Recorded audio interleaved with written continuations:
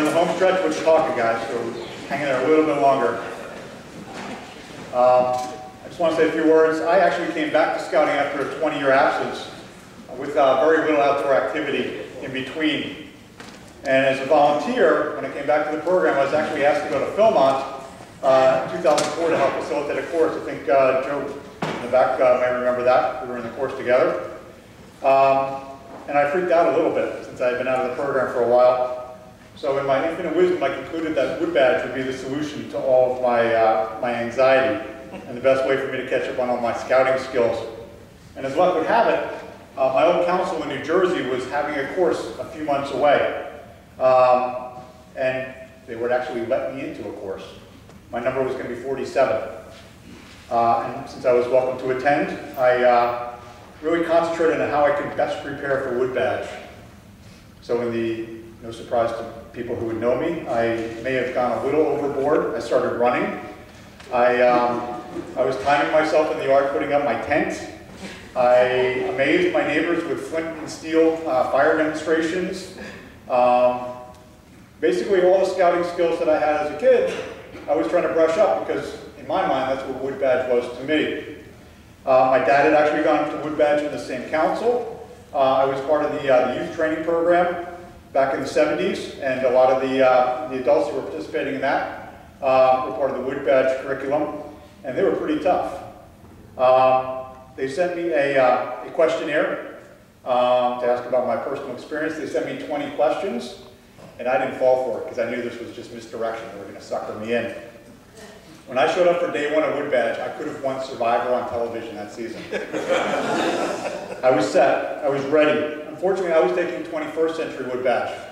And I got to say, when it first started, I was a bit disappointed. It was great to be back in the old stomping grounds. But I ran into my original mentor, who was the hardest of the hard cases. Many times Scoutmaster for the old wood badge course, legendary senior patrol leader as a taskmaster, and he was actually relegated to the commissary staff. He wasn't actually allowed to participate. And he had a name for it. He called it Yuppie Wood Badge. And as a yuppie at the time, even I felt a bit ashamed that I was involved in a program where generations of men had tested their mettle and earned their honor through the scouting program, and here I was going to get a second-class program. And I was a little concerned about how Philmont would treat me as well.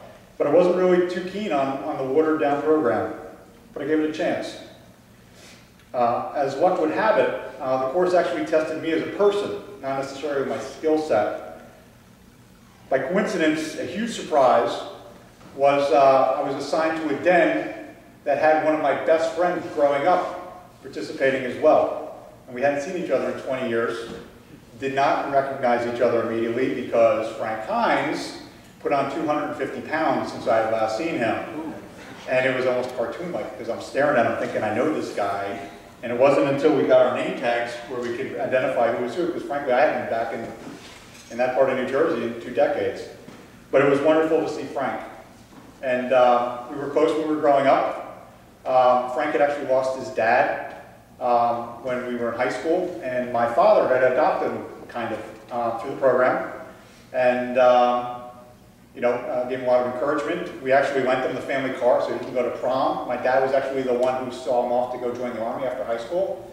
So Frank was a big part of our lives. And here Frank was back, I was back. We were ready to take on wood badge for the 21st century. We did give it a shot, and in 6 days, we had a tremendous experience. That was the biggest surprise of all. We were in the Antelope Patrol, and we kept each other alert through all the lectures. We bickered and we argued and we compromised as we went through our patrol project. And again, with all the personalities, it was a bit of a challenge. But our secret was we like to torment the staff members. And as a staff member now, I'm extremely sensitive to this, so please, I'm going to turn off the video. One of the highlights for us was during the round robin presentation. It was about 100 degrees in May. It was one of these sudden heat waves. And it was magical to watch 6 adults without speaking realize to a man that as we were out in this horribly warm field. No one was acclimated to the summer. That with the tubes where you put the balls through and it kind of goes around, within 2 minutes we realized if you palmed the ball and you faked it, and the other guy faked it, and you can fake it all the way around and pass the balls behind your back, it went really, really fast. And we got a huge kick out of putting one over on the staff guys, because they kept pushing us to go faster and faster. And hey, you know, we can go as fast as you want us to go now. It was a bonding experience, but you know what it really was? We were kids. We were having fun. Nobody was getting hurt. That actually was not the point of the exercise. I later found out it was a team building exercise, so we actually stayed within what we were supposed to learn. But it was kind of neat. And to me, that's what we really learned about Wood Badge. It was the experience where we got to come together as different scouters, each with a different walk of life, each with a different scouting experience, but we all came away with a better understanding of how to be a leader. We weren't being trained to be Cub Masters or Scout Masters or, God forbid, Green Berets, although we could have given that a shot. We were really learning about leadership and how to represent leadership to the kids. We learned about listening, we learned about planning, we learned about communicating, and although it may seem like cheating, we learned about having fun. We learned about learning how to relax, kind of go with the flow, and really just enjoy the experience itself. And to me, that's what Wood Badge helped me when I came back to the council to be a better leader, both at the council level and now as a den leader itself. Wood Badge evolved. The 21st century was the evolution of Wood Badge for obviously the next century. And the program continues to evolve just as we evolve every time we put on a leadership role in one of the troops and in one of the packs and one of the crews delivering the program to the youth. Now, Frank's a den leader. He was a den leader at the time. Now he's a scoutmaster for our old troop, believe it or not. But as we were leaving that first weekend, when we were in the parking lot saying our goodbyes, he took my phone and he called my dad.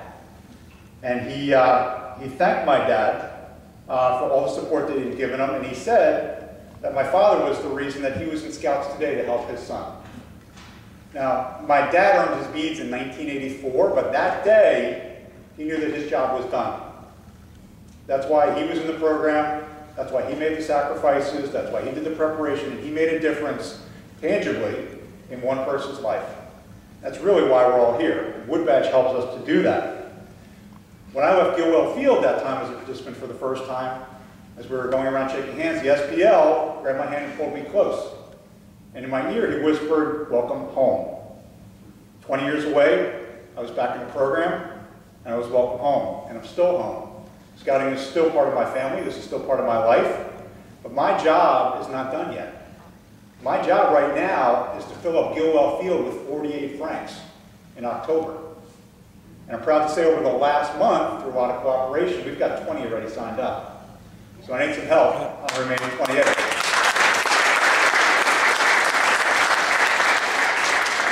So here's where you guys come in.